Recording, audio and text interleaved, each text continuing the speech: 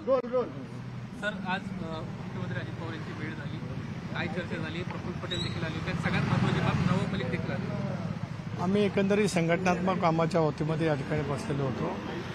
आगामी येणाऱ्या लोकसभेच्या निवडणुका महायुतीच्या माध्यमातून लढवायच्या असल्यामुळे संघटन अधिक कसं मजबूत करता येईल, विशेष करून मुंबईचा मेळावा आम्ही 7 तारखेला षण्मुखानं हॉलमध्ये घेतलेला आहे।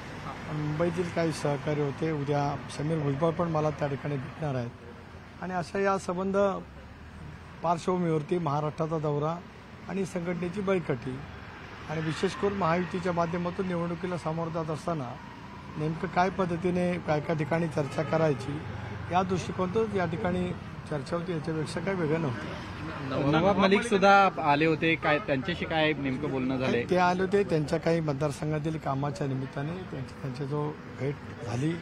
मी त्यावेळेला मुंबई प्रदेशचे अन्य पदाधिकारी उपस्थित होतो, त्यांच्याजवळ त्या ठिकाणी चर्चा करत होतो। तुमचा काहीच संवाद झाला नाही का नवाब मलिक यांच्याशी? नवाब मलिक यांच्याशी तुमचा काहीच संवाद झाला नाही का? कारण की जागा वाटपासंदर्भामध्ये जानेवारीत अमित शहांसोबत बैठक होणार आहे। नाही, लोकसभा निवडणुकीच्या संदर्भामध्ये एकच चर्चा झाली की आगामी येणाऱ्या लोकसभा निवडणुका पूर्ण ताकदीने पूर्ण क्षमतेने आम्हाला त्या ठिकाणी लढवायच्या आहेत। ते लढवत असताना महायुतीच्या माध्यमातून निवडणुका आम्ही त्या ठिकाणी लढवणार आहोत, त्याच्यामुळे एक व्यापक पद्धतीची चर्चा त्या ठिकाणी झाली। पुन्हा एकदा वरिष्ठ सहकारी आम्ही सगळेजण त्या ठिकाणी बसू आणि मग जे काही आज राज्यामध्ये महायुतीचं सरकार आहे त्याच्यामुळे एकनाथराव शिंदे साहेब आहेत, देवेंद्रजी आहेत, यांच्याजवळ वेगवेगळ्या विषयावरती चर्चा होईल आणि मग शेवटी लोकसभेच्या निवडणुकीच्या संदर्भामध्ये आदरणीय अमित शहा केंद्रीय गृहमंत्री यांच्यासमोर त्या बाबतीमध्ये अंतिम निर्णय त्या ठिकाणी होईल। समसमान जागांच्या एक मिनिट थांब ना, मी चर्चा आज सकाळपासून पाहायला मिळते। ठीक आहे, शेवटी ज्या वेळेला आम्ही एकत्रितपणाने बसू त्यावेळेला आम्हाला राष्ट्रवादी काँग्रेस पक्ष म्हणून काय वाटतं त्याची चर्चा जरूर आम्ही या दोन्ही महत्त्वाच्या नेत्यांजवळ त्या ठिकाणी करू आणि मग शेवटी मी मगाशी सांगितल्याप्रमाणे या बाबतीचा अंतिम निर्णय केंद्रीय गृहमंत्री आदरणीय अमित शहा साहेब त्या ठिकाणी घेतील। समसमान जागांचाच अधिक हट्ट असणार आहे का? नाही, असं काही नाही। आज आम्ही केवळ प्राथमिक चर्चा केली त्या बाबतीमध्ये ज्या वेळेला आम्ही एकत्रितपणाने बसतो, पण एक बाब नक्की आहे की राज्यातील लोकसभेच्या 48 जागा महायुती म्हणून आम्ही त्या ठिकाणी लढवणार आहोत आणि आमच्या सर्वांचंच उद्दिष्ट 45+ त्या ठिकाणी आहे। त्यामुळे एकत्रितपणाने सामुदायिकरित्या आतापासून वातावरणाची निर्मिती करत शक्य झाला तर जानेवारी महिन्यामध्ये तिन्ही प्रमुख नेत्यांच्या विभागवार महत्त्वाच्या सभा त्या ठिकाणी घेत तशापैकी वातावरणाची सुरुवात करावी असं राष्ट्रवादी काँग्रेस पक्षाचा अध्यक्ष मलाही म्हणून वाटतं।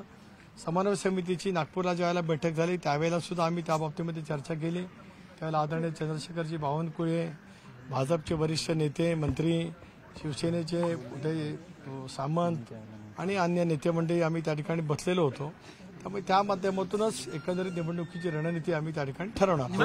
नवाब मलिकांना विरोध केला होता, पहिली भेट होती अजितांबरोबरची बैठक झाली का?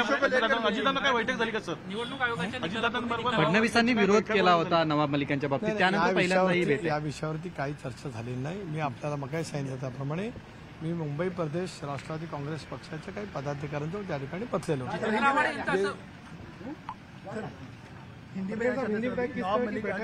देखिए, आज मैंने दादा के साथ हमारे राष्ट्रीय अध्यक्ष के साथ संगठनात्मक बात के ऊपर वहाँ पे चर्चा की है। आने वाले लोकसभा के चुनाव महायुति के एनडीए के माध्यम से हम करने जा रहे हैं आणि यानंतर बघणार आहोत इतरही घडामोडी। अगदी झटपट सुरुवात करूया। उपमुख्यमंत्री अजित पवार पुणे दौऱ्यावरती आहेत। या ठिकाणी त्यांनी